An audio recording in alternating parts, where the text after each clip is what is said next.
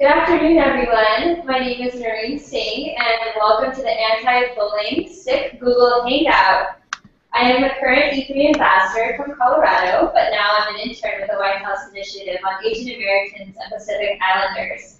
It is with great pleasure I welcome the speakers on this Hangout today. Sitting next to me is Bessie Chan, who is the current advisor with the White House Initiative on AAPIs.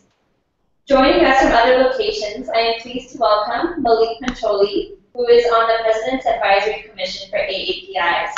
He is also a film, television, and stage actor who is widely known for playing the roles in 30 Rock, Weeds, Whitney, Sanjay and Craig, as well as the voice of Buljeet in the Disney animated series Phineas and Ferb.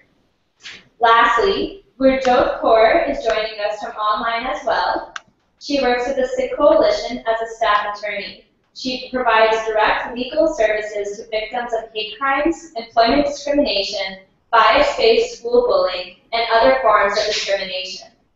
Today, this call strives to shed light on bullying, which is an issue that is so pertinent to the Sikh American community. We will first hear from each of the speakers today on a different aspect of bullying, as well as the resources the federal government provides if you're being bullied at your school. Then we'll be having a live Q&A session, so you can tweet your questions to @WhiteHouseAAPI and use the hashtag AAPIStrong during the course of this hangout. That being said, let's welcome our first speaker, Bessie Chan. Hi everyone, welcome and thank you for joining us for our Anti-Bullying Google Hangout. So for those of you who are hearing about the White House Initiative on Asian Americans and Pacific Islanders for the first time, I want to give you some background. Our initiative was reestablished by President Obama in 2009, and our mission is to improve the quality of life and opportunities for Asian Americans and Pacific Islanders, called APIs, through increased access to and participation in federal programs where our community is currently underserved. To put it simply, we want to make sure that no matter who you are, no matter where you come from, and no matter what you look like, America forever remains a place where you can make it if you try. So as part of our work, last summer we launched a new youth engagement program, the E3 Ambassadors Program, at our annual White House AAPI forum in Washington, D.C. And through this program, we're working with young leaders like Naureen to educate, engage, and empower their campuses and communities around 4 issue areas, and those are education, mental health, public service, and immigration.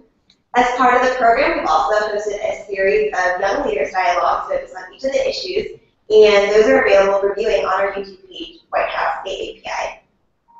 Also through the program, our E3 ambassadors across the country are working on capstone projects focused on these 4 issue areas. And today, we have Naureen here for her capstone project, this Google Hangout, so we're really excited to be here. And for those of you who are interested in getting involved, we'll actually be relaunching the E3 Ambassadors Program on July 9th at our annual White House AAPI Youth Forum. And we'll be selecting a new class of E3 ambassadors to serve from 2015 to 2016. So stay tuned. Awesome, thank you so much.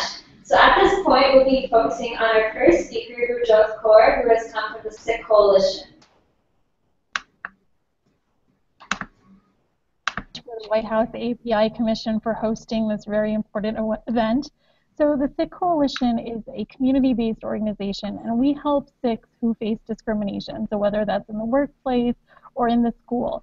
And we were actually founded on the night of 9/11 to address hate crimes and violence faced by our community as a result of 9/11 backlash. You know, at that time, we realized that there really wasn't a large-scale national effort to address the civil rights concerns of the Sikh community. So a few years later, around 2006, we were surveying members of the Sikh community in New York City because we really wanted to better understand the issues that our children face. So we knew that adults face discrimination, but how is 9/11 affecting our school children? So we did surveys in New York City, and then after a few years after, we did surveys across the country. And the results were shocking. We were horrified to find out that over 50% of Sikh school children report being bullied because of the fact that they're Sikh. And 67% of turbaned Sikh school children report being bullied because of their articles of faith. Now that's more than double the national average. So how are Sikh students bullied? So there's several different ways. There's verbal harassment. In the more extreme cases, there's physical harassment, there's social isolation. We have students who report going to school every day and being called a terrorist or Al-Qaeda or Taliban. And on the school bus, and the school bus is definitely a place of severe harassment in the cafeteria, in recess, while playing sports. In some of the more extreme cases that we've had, we had a Sikh student who had their hair forcibly cut in the bathroom and flushed down the toilet. Now, for some of you non-Sikhs on the call, hair is a religious article of faith for Sikhs.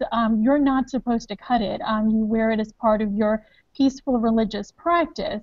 We had another Sikh student who had his turban set on fire in New Jersey. So these are some of the horrific incidents that Sikh students face. And over the years, while working with our community, some of the concerns that have been raised by students that I think would be critical to address here are sort of what is an obstacle in them reporting bullying. And I want to talk about them and talk about some of the solutions that we've proposed over the years and some of the work that we've done and resources that we've made available to the community. So one barrier is that students fear retaliation. So they fear that if they report bullying, that the person who is bullying them will come back and attack them even more. And we actually had a similar case in New York City where a young student, limited English proficient, was getting bullied severely every day. And when he finally reported it, the school responded by suspending the child who was bullying him. And all that did was remove him from the school for a few days. It didn't really address the underlying biases or the prejudices, and the bullying continued. Other concerns that our students have presented is, well, the school doesn't have our back. If I report bullying, I get in trouble. I'm told I have to sit in the front of the classroom, or that I'm the problem maker, and so this prevents many students from reporting. So these are some of the issues, and specifically for the Sikh community, one of the unique issues is that Sikhism is not taught in the social studies standards of many school districts across the country. So many students and teachers, they have no idea who Sikhs are, the Sikh immigration roles and history in our country, and so that prevents an obstacle. If we've had students say, well, our principal, they don't understand why it was such a big deal that somebody ripped off my turban at school. They don't understand the religious significance. They don't know that for a Sikh to be without their turban in public is akin to being naked. So those are some of the concerns that have been raised over the years. So we've adopted sort of a holistic approach to combating bullying. And so some of the solutions, and I won't go through all of them, but some of the solutions that we've proposed that have worked over the years is, number one, to document the problem. So we've released over 7 reports that document the bullying that Sikh students have faced. We partner closely with the Department of Education, the Department of Justice.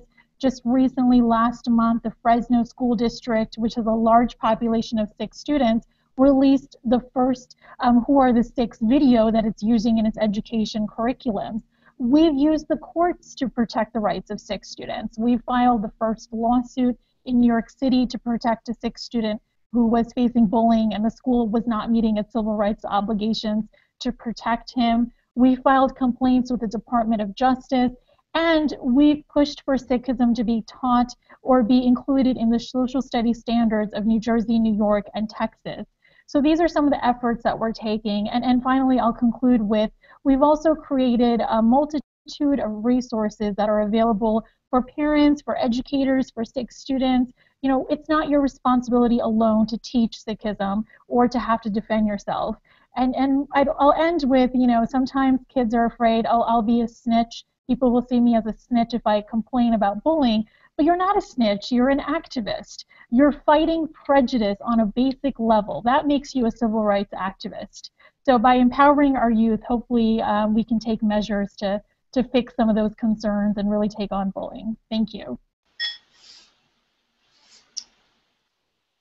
Hey everyone, I'm Malik. Thank you so much, Gurjot, for that really informative overview of what the Sikh Coalition is doing, and for all the work you guys have done in the community already to address bullying. I really appreciate it. I just want to say thanks to Bessie and to Naureen as well. And Naureen, thanks for reading off my resume. I appreciate it. Hopefully some of you know me from some of my acting work, but what you might not know is that I'm also a member of the President's Advisory Commission on Asian Americans and Pacific Islanders because I'm very passionate about public service, and I think it's really important to give back. So I'm working with, I think there's 20 commissioners now serving on the Advisory Commission. We come from all different parts of the country. We all have very different areas of expertise, but we all come together around a common cause. And Bessie already mentioned this, but when the president reinstated the Advisory Commission along with the White House Initiative on Asian Americans and Pacific Islanders in 2009, he gave us a very clear task. And I'm just going to repeat it again, but that task is to make sure that no matter who you are, no matter where you come from, no matter what you look like, America forever remains the place where you can make it if you try. And we take that very seriously. And to that end, myself and my fellow commissioners, we work very closely with people like Bessie at the White House Initiative, and also with our regional networks, really with the sole focus of improving the quality of lives of Asian Americans and Pacific Islanders in this country. So the reason that I'm on this call today is I feel really passionate about bullying and bullying prevention. For me, I often felt really different, really isolated, sometimes really vulnerable as a kid when I was growing up. I was really small for my age. I was often the only Indian person in some of my classes. As I got older, I was struggling with my sexuality, and even though I didn't even know how to define it, I knew that it was something that made other kids call me names. It made kids talk behind my back about me, and I often felt really vulnerable. So for me, it's really important that we're creating a safe space in our schools where kids can get access to the education that they deserve without feeling vulnerable or without feeling threatened. And the thing is, we can't do it alone. We need everyone's help.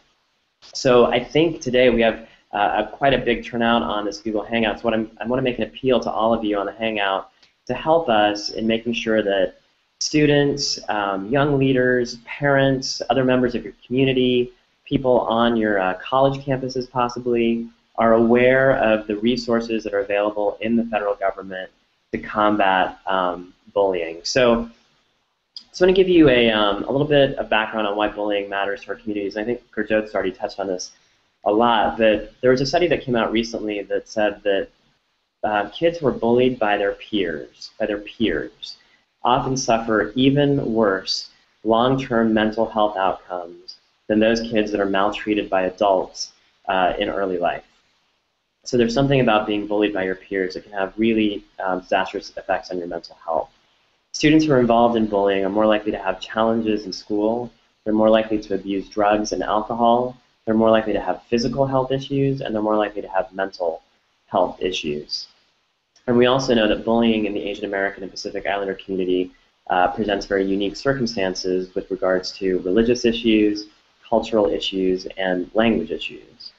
So, I mean, Gurjot talked a lot about what's been happening post 9/11 in the Sikh community. Some of you might remember that in 2009, in a South Philadelphia high school, almost 30 Asian American students were attacked. So we know that there's an issue in the community, and we know that we could be doing a better job about addressing it.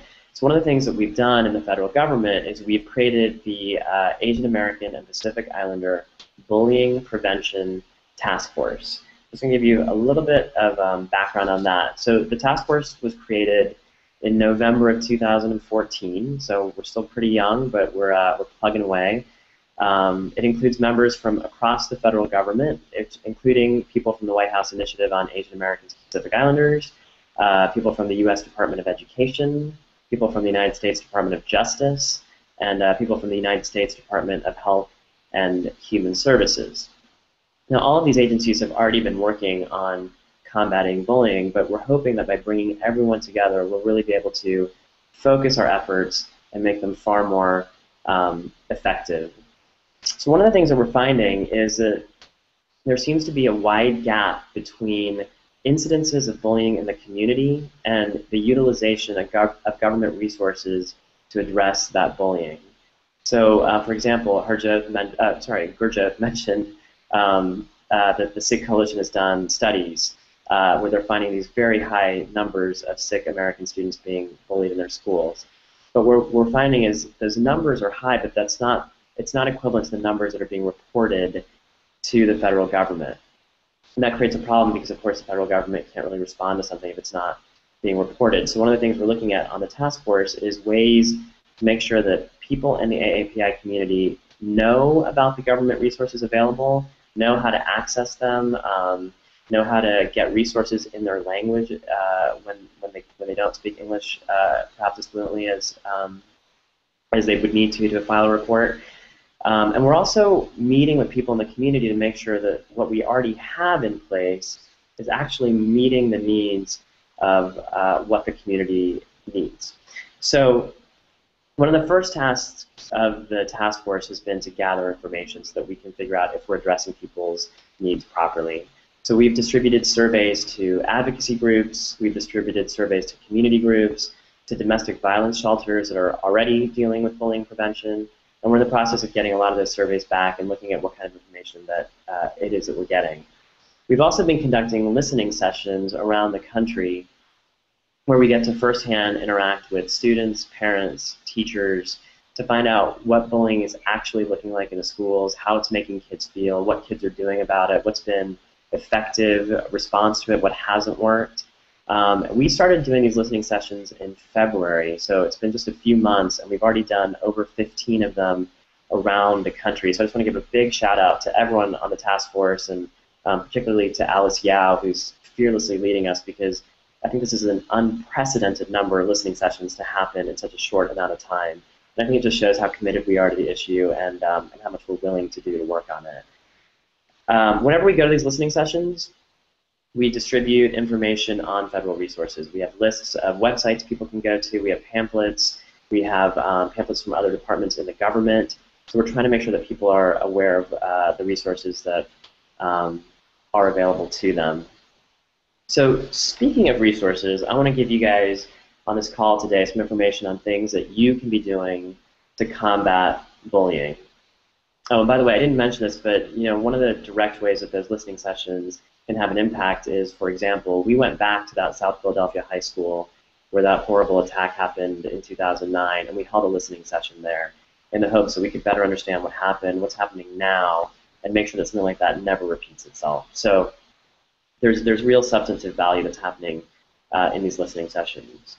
So how can you, on this Google Hangout today, leave here and be a partner in combating bullying? So I believe that we have college students, we have parents, we have educators, we have community leaders, we have people who are working on this issue every day. So one of the best resources that you can use is stopbullying.gov.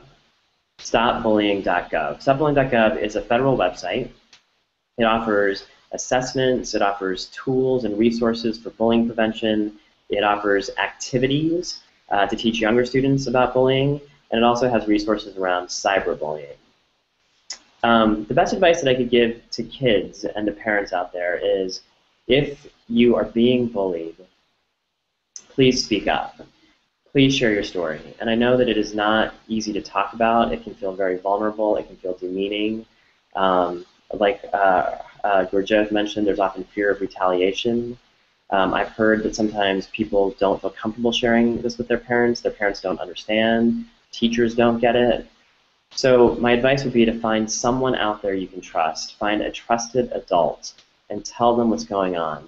And also know that by you sharing your story, it might encourage another student to share their story. And that's helping that other student, but it's also creating a community so that you don't have to feel so alone in what's going on with you. You don't have to feel so so isolated.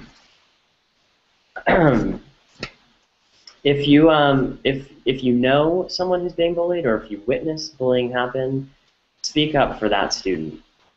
Help them out. Tell a teacher that it's happening. Tell a faculty member. Tell another adult.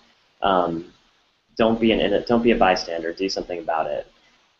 Parents, if your kid tells you that he or she is being bullied, tell the school. This is really, really important because federal law requires a school to address bullying or harassment if they know about it or if they should reasonably know about it. Federal law requires them to address it. So the first step is reporting it. If the school is not responding to your complaints, you can file a complaint with the federal government. You can check out the Office of Civil Rights website and also the Educational Opportunities section website for information on how to do that. And for those of you who are on Twitter, and I think maybe even on our Facebook page, I'm not entirely sure, but right now, if you use the hashtag AAPIstrong, if you follow us on Twitter at hashtag AAPIstrong, we're actually going to tweet out information on how you can file a complaint. So make sure you check that out, whether you're on there right now or you can get to it later. For community members, if you know that bullying is a problem in your community, we'd encourage you to take action. Identify with partners. Identify with mental health. Identify partners such as mental health specialists, law enforcement officers, neighborhood associations, service groups, faith-based organizations, businesses in the community. Figure out what type of bullying is specifically happening in your community so that you can create a targeted way to address what it is that's going on, and involve the youth. Make sure that you're actually hearing their stories, understanding what's happening to them, and also involve the older teens because often they can be very helpful in preventing the bullying that's happening with younger kids. So that's some things to think about. You know, the big things I would say again are stopbullying.gov, speak up if something's happening, file a complaint with the school if something's happening, and if that's not working, file a complaint with the federal government. So that's a little bit in a nutshell about what I want to talk about today. I also wanted to let you guys know that I'm working closely with the White House Initiative on developing a public awareness campaign around bullying in the AAPI community. So we're looking at creating PSA videos and Twitter hashtags and printed material and language resources, whatever we can do to keep this discussion alive in our communities and put an end to bullying. So I've been talking to you guys forever. I apologize. I hope you're still with me. But now it's your turn. I'm going to just give you a little information on this, and I think someone else is going to take over. But again, I think we have people of such diverse backgrounds on this Google Hangout, and it's such a rare gift because you also have the ears of people from the federal government who are really here to listen to you today. So we want to hear from you. We want to hear if you've been bullied, what does it feel like? What is your story? If you've been bullied, what's been helpful to stop it? What hasn't worked to stop it? We want to hear about your questions. If you have questions that we can answer, we're here for you. So the way to do it is to go to the Facebook page, I believe, and also go to Twitter, ask us a question, put hashtag AAPIstrong, that's AAPIstrong, at the end of your question. We're going to track that Twitter feed, and we're going to take those questions live right now and hopefully answer as many of those as we can. So thanks again. Thank you. Yeah, thank you, Malik and Joe, for both those speeches. We have a few questions from emailing earlier in the day, but I just want to remind people, please go out on Twitter and hashtag us so we can answer your questions live right now. All right, so the first question, and I think Joe can answer this, is do Muslims face similar to bullying that Sikhs face? 1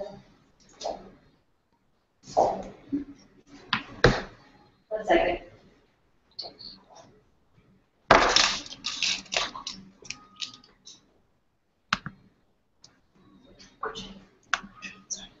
Hi, can you hear me? Yeah. Okay, great. We worked closely with the Muslim community, and unfortunately, yes, Muslim students report facing similar types of discrimination and harassment in the workplace.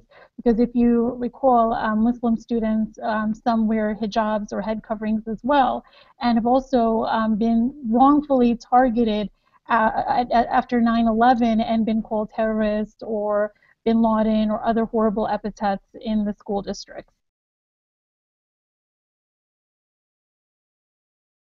Awesome, thank you so much. And our next question is, if you are a student who is being bullied at school, should you go to the teachers first or administrators first regarding that incident?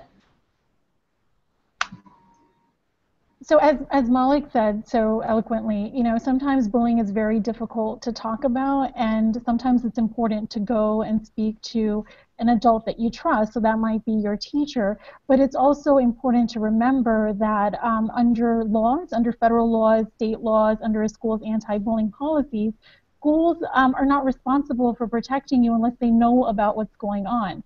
So review your school's anti-bullying policy. Make sure you understand it. If you don't understand it, if English, for instance, is not your first language, request a copy in the language that you prefer or understand, and make sure you provide a copy of that anti-bullying policy to your parents as well in a language that they understand. And all of these resources you can request from your school. And if they're not providing them to you, then reach out to one of us, because that may be a problem. Awesome. Thank you. So our next question is, what more can be done to stop bullying from the federal government side, if there's anything? I think the most important thing for us is to be out there and to hear people's stories, because our office is right here in DC, but we want to make sure that as we're hosting these listening sessions that we have people present from our offices, from the commission, and from the task force, and other community-based organizations that are working to address bullying, and that we'll just listen to the stories that we share and figure out how we work together to address bullying. Absolutely. So our next question is actually from Twitter, and it's come from user Sean Paul 2036, and his question is there a way to measure the data on the bullying of Sikh kids to see if awareness is having a positive impact? So one of the requests that we've made over the years is for the Department of Education and for our federal government to pass the Safe Schools Improvement Act, which would require school districts to actually document bullying that happens in the schools so that we can get a better pulse about what exactly is going on. Because right now we're relying on surveys conducted by a small community-based organization. So this is absolutely something that we're pushing for, because if we can't document the problem, we can't assess it, and we can't determine which school districts require more resources to attack bullying and to make our schools safer. Awesome. Thank you so much, Virgil. So this is actually from email as well, but Malik, are there any personal stories you have heard on these listening sessions that talk about the types of bullying that students face within schools? Yeah, it's been really interesting. I just went to one this past weekend, and first of all, just going back to that question on what we can be doing better in the federal government, I will say that I think creating a safe space to have where kids can actually really feel comfortable telling us what's happening is really important. And I found that sitting in a large group, it was probably like 12 kids in this group that I personally was talking with, that you'd see some really sad things. Like kids' eyes would well up, but they wouldn't want to talk further about it. And I think one of the things that we put out there was that if you don't feel comfortable sharing this group, write it down on a piece of paper or get in touch with us later. But we really need to hear your stories. Some of the stories that I did hear, were having your face pushed up against a window on the bus ride repeatedly and no one doing anything about it. Having someone was called a unicorn because you wore a patka, which has it's the turban, but it has like a little thing on the top, and so he was called a unicorn at school. These things can have real debilitating long-term effects, like we talked about. So yeah, we've heard some pretty horrific stories. I remember, not myself, but another commissioner said that he went to a listening session where a kid raised his hand and said, "Could you guys just put cameras in all our schools so that when it happens, people can see that it's actually happening to me?" Which was just so heartbreaking. And we really want to create safety in our schools so kids aren't having to ask us those questions. Thank you. Our next question comes from user Mr. Kempkowski. His question is, in my psychology experience, positive reinforcement is always better than punishment to stop bullying. Suggestions on how to do this? I think that question goes to an important point about how we label students who bully and students who are bullied. So in the past, for instance, people would describe someone who bullies as a bully and someone who's been bullied as a victim. And the problem with that is that suggests that you can't change, that you can't turn those negative behaviors into something positive. So we absolutely, promote more sort of holistic restorative justice solutions to addressing bullying. Our students have told us time and time again, zero tolerance policies don't always work. In fact, they make things worse.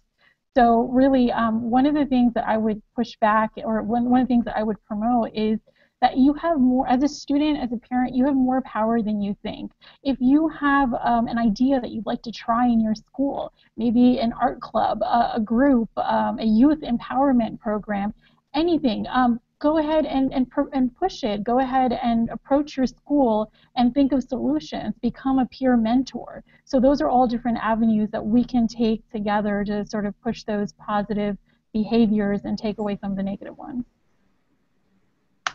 Can I just jump in on that too? I just want to say too that at this listening session I was at on Saturday, one of the kids said that his brother, which you always wonder if it's actually his brother or if it's him, but he said that his brother got made fun of for not cutting his hair and eating vegetarian food. And I said, well, what happened? How did it get resolved? And he said, yeah, I explained to my friend that the reason my brother doesn't cut his hair because God wanted him to be in his natural state, and the reason he eats vegetarian food because of respecting life. And he said that actually stopped the harassment, which is sort of astounding if you think about it. And I think to Gurjot's, what she was saying, that I think education is a key component in this, and as opposed to punishing kids who are bullying, making sure that they understand what the effects of what they're doing, and also like why there's a difference between people, and that difference is okay, and that we can celebrate it. Is actually, I think it's really important. I know in the LGBT community, one of the things that's been really effective in schools is gay-straight alliances, which is not, by definition, by the name of it, it's bringing two different types of students together so that they understand each other better. So it's not about punishing and separating, it's about educating and bringing together.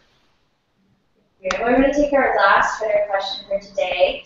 It comes from user Yusuf Al-Saber, and his question is, recently a video of a Sikh boy was insulting their bully on the school bus was getting attention. What are your thoughts on this? So that video took place near the Atlanta region, where we had a case, our first actually Department of Justice school settlement on behalf of a Sikh student who was bullied. And what was really, first of all, it was very sad to see that boy go through those experiences, which are replicated, unfortunately, on school buses, those yellow boxes of torture on wheels across the country. But what was really great was the community reaction. So the child the Sikh student who had been bullied as part of our DOJ settlement, him and his family stood up for this boy on the school bus. So they wrote op-eds, they went to school district meetings, and they said, look, this is bias-based harassment. He's being targeted because he's a Sikh. This isn't just boys being boys. This isn't a rite of passage. This could be a potential civil rights violation. And if adults face this kind of prejudice on the streets, of course, students face this kind of prejudice in the school district. So it's really, really important that schools take this seriously. And it was really great to see the community step up and support this young boy. Absolutely. Actually, we'll take one more last question. It's coming from a Twitter follower, Manta. The question is, how can parents be proactive in helping create an environment that really helps against preventing anti-Sikh bullying? Actually, let me reword that one more time, sorry. How can parents be proactive in helping create an environment where anti-Sikh bullying won't happen in the first place? So one of the most important things that a parent can do is partner with the school district. We always tell parents, look, you're in this together with the school district. Not all school districts are bad. Many are trying very hard to end school bullying. But it's also important not to leave everything in the hands of the school district. So after you file a complaint, don't just assume things are being taken care of. Follow up, be proactive, and especially in the case of Sikhs, where Sikhism just isn't taught in schools and nobody knows why you wear a turban, asked to do a Sikh awareness presentation. Like Maulik said, education is so critical, and so many students report, once we did that one Sikh awareness presentation in our schools, they learned why I maintain these articles of faith. They learned that I wear a turban because I believe in equality, and that's what that turban stands for. It really did make a difference. So it's important that parents partner with schools to help their children. Great, thank you. So at this time, that ends our Q&A. We'll be moving on towards the last part of this Google Hangout. So, Joe, can you actually give us some closing thoughts? Sure. I just want to reinforce some of the comments that were made here earlier. Look, this is a different world than the one that many of your panelists grew up in. Bullying is not a rite of passage. So it could be a civil rights violation, and your schools have a duty to protect you, and your parents have a duty to protect you.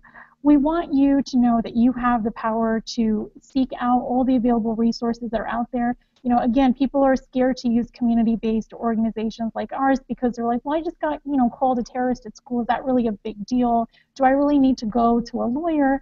But that's what we're here for. In our Georgia case, one student stood up. He called us after he had been attacked, and he'd been bullied since elementary school. And his complaint led to a district-wide change that affected over 100,000 students. The school district, in working with the Department of Justice, agreed to change its policies. And this protects students from all backgrounds, so whether it's the AAPI community, the LGBTQ community, whether it's based on race or other religion. So this is how one complaint can really, really make a difference. And, I just want to reiterate a story from my past.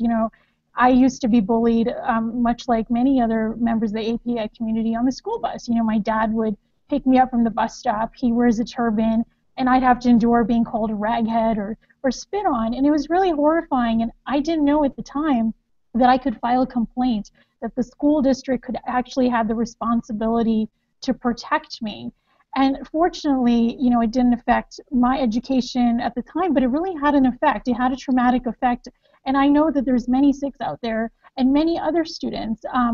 The numbers are high. We know that you're suffering. We know that you're experiencing discrimination in the school district. But we want you to know that you're not here alone. We're here to help you. So please feel free to reach out to us whenever you can. And thank you so much for being here today and for listening to us. Thank you so much. Again, I just really want to stress the fact that the federal government is here for you. So if you have a question and we weren't able to answer today, feel free to tweet us at WHIAAPI and follow us on social media for further updates.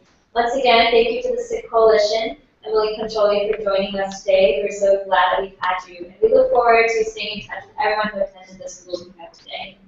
Thank you. Thank you.